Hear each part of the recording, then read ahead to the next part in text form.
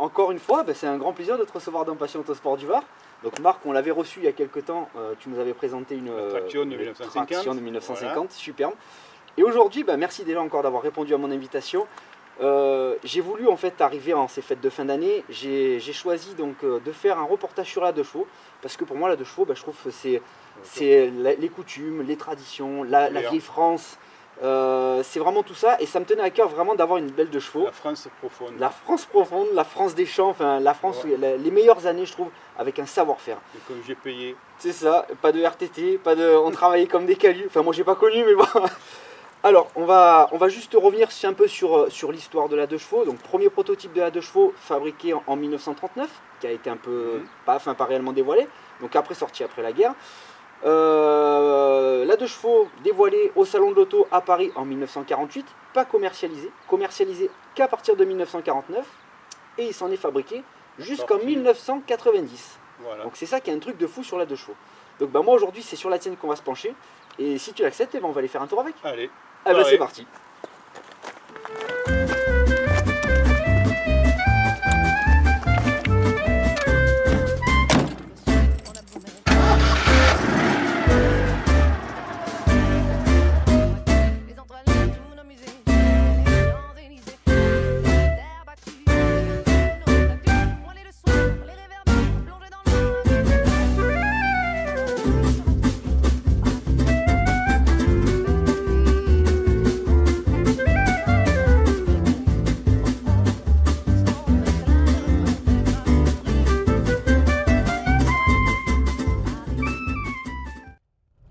Marc, l'intérieur de cette 2 chevaux, écoute, c'est fabuleux, en fait c'est vachement confortable. On est sur un petit chemin de campagne, sur un chemin de terre, même pour parler en anglais skier. On sent pas les trous, on sent pas les bosses. Alors, on parlait de la 2 chevaux tout à l'heure, par rapport à sa commercialisation, mais on va s'intéresser à la tienne plus particulièrement.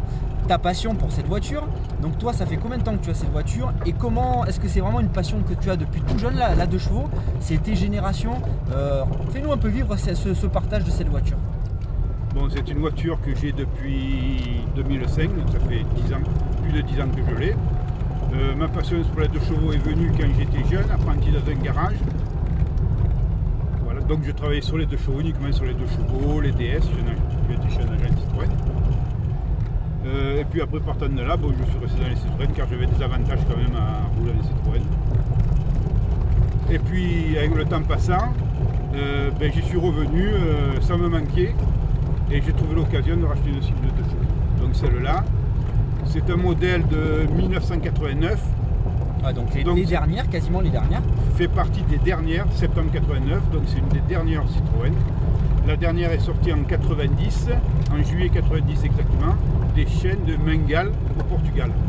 Ouais, alors ça tu vois, par contre je savais pas. Je pensais qu'elles avaient été produites vraiment jusqu'en 1990 dans les chaînes françaises. En fait non, Portugal alors. Elle est faite au Portugal. Les 2 dernières années, 89 et 90, les chaînes ont été transférées au Portugal, et c'est là qu'elles ont été.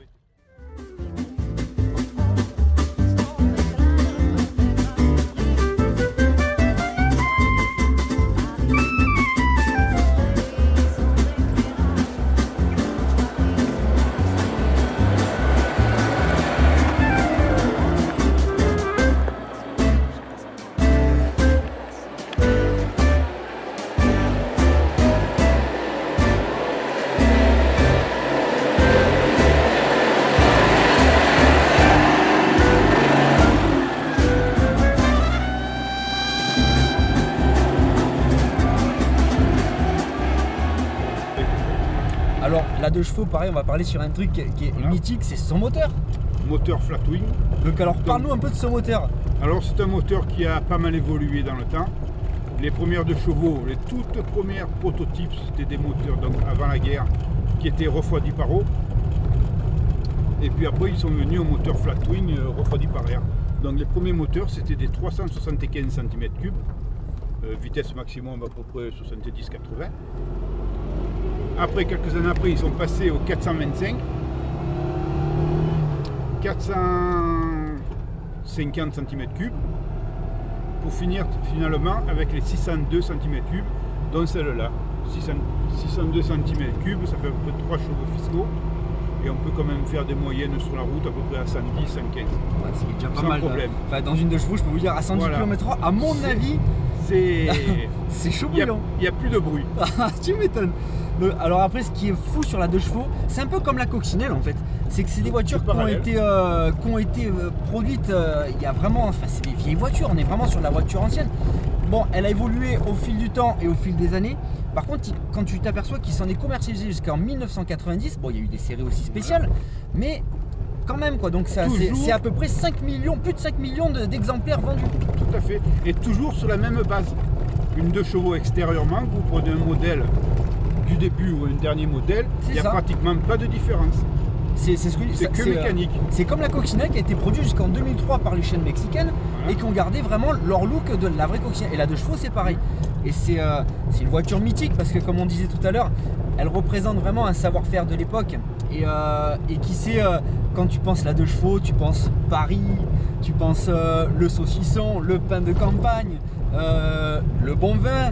Et là on est dans la montagne, on est dans un contexte, moi j'ai l'impression d'être en vacances avec toi là. Tout à fait, en plus au milieu des champs, dans les vignes, elle est tout à fait à sa place.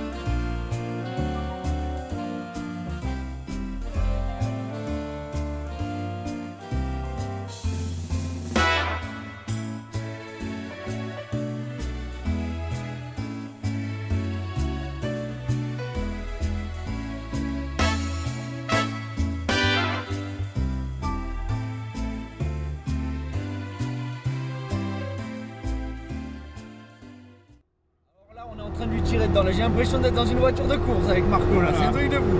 Alors un truc qu'on n'a pas précisé, on a dit qu'elle a évolué avec les générations cette voiture et au fil des années. Donc quelles sont vraiment les modifications qui ont été apportées dessus? Bon, les freins ont été changés, donc on est passé du frein à tambour au frein à disque. Le circuit de liquide hydraulique a changé automatiquement.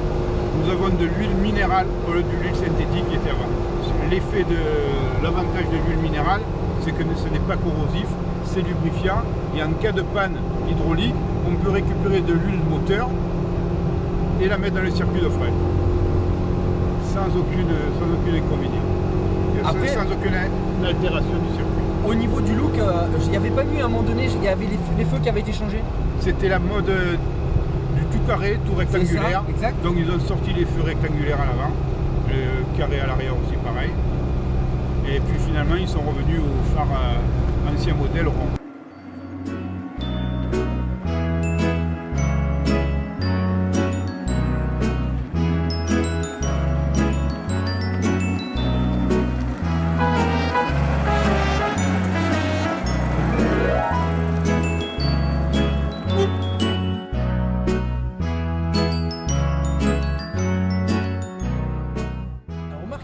Anecdote qu'on pourrait dire aujourd'hui dans ce petit reportage, c'est que donc on a dit fin de production 1990. Alors exactement, elles se sont arrêtées le 27 juillet à 16h30 des chaînes de production et je crois que ça s'est terminé en fanfare. Toujours. Alors il y a une série spéciale avec laquelle ils ont terminé, c'est la fameuse Charleston. Voilà, donc peut-être la plus cotée des 2 chevaux à l'heure d'aujourd'hui. Il y a un petit truc aussi que je voudrais que tu nous parles, donc comme tu as l'air de bien connaître cette voiture, que tu en parles avec amour et on sent que c'est vraiment ta passion. Aujourd'hui, donc pour ceux qui nous regardent, quelqu'un qui voudrait acquérir une belle 2 chevaux, qu'est-ce qu'il faut se méfier et à quel budget? Déjà le châssis, c'est très important car le pourrisse facilement du châssis. Alors si ça, pas de caisse, les caisses. Autrement, qu'est-ce qu'il faut faire attention après? Bon, la mécanique, bon, ça, on peut trouver facilement des pièces. C'est une mécanique très simple. Basique, voilà. D'ailleurs, c'est l'avantage de chevaux, c'est que on peut facilement, quelqu'un, un bon bricoleur, il peut quand même arriver à refaire une 2 chevaux. Ouais, et les pièces sont très facilement trouvables. Voilà. Donc ça c'est très important en termes de voitures de collection aujourd'hui, c'est qu'on ne peut pas s'aventurer dans tout et n'importe quoi, au risque de galérer à trouver des pièces. La 2 chevaux, la Méhari, enfin toute cette génération de voitures, on trouve tout facilement.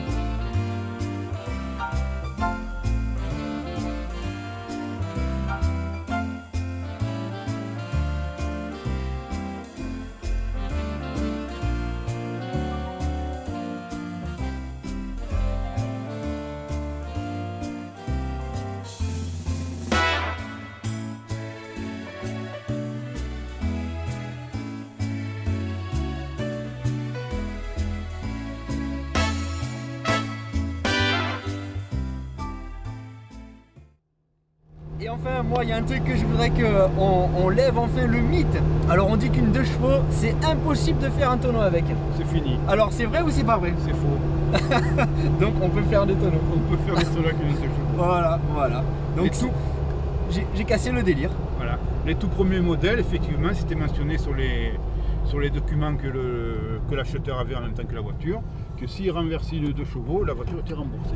Bon, maintenant, ça a disparu parce que... Ouais, ils en ont trop remboursé. Ben, se faire surprendre dans un virage et donner un coup de frein en plein virage, ça peut chavirer.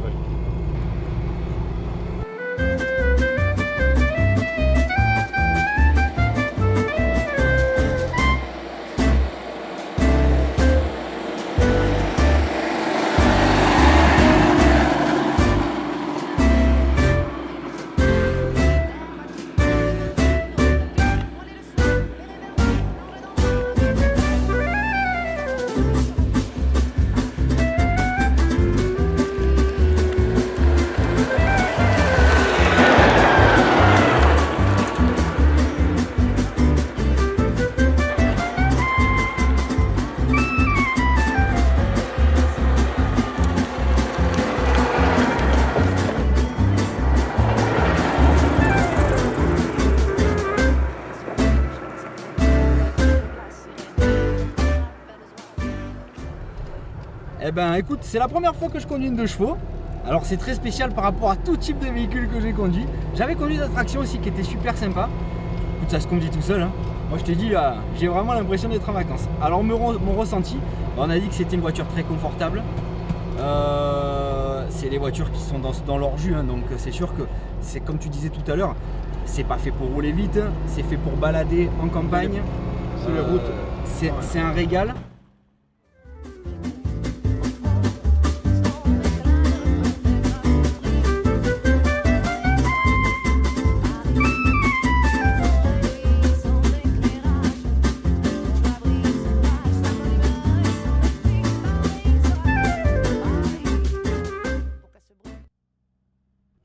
Bon bah Marc, j'ai un peu changé. J'ai un peu vieilli. Ça c'est le fait de retourner dans les années de la 2 chevaux. Et bah écoute, moi c'est un très grand plaisir de te recevoir dans Passion Autosport du Var. On arrive en période de fin d'année, donc c'est les fêtes de Noël samedi, donc dans quelques jours. Moi je vous remercie d'avoir suivi ce petit reportage. Je remercie Marc d'avoir vraiment répondu à mon invitation pour la petite présentation de cette superbe 2 chevaux, une spéciale donc de 1989. N'oubliez pas, la semaine prochaine, on aura une Visa Chrono, une 104S et une très très grosse surprise. Donc pour l'instant, je peux rien dire. En tout cas, merci Marc et merci.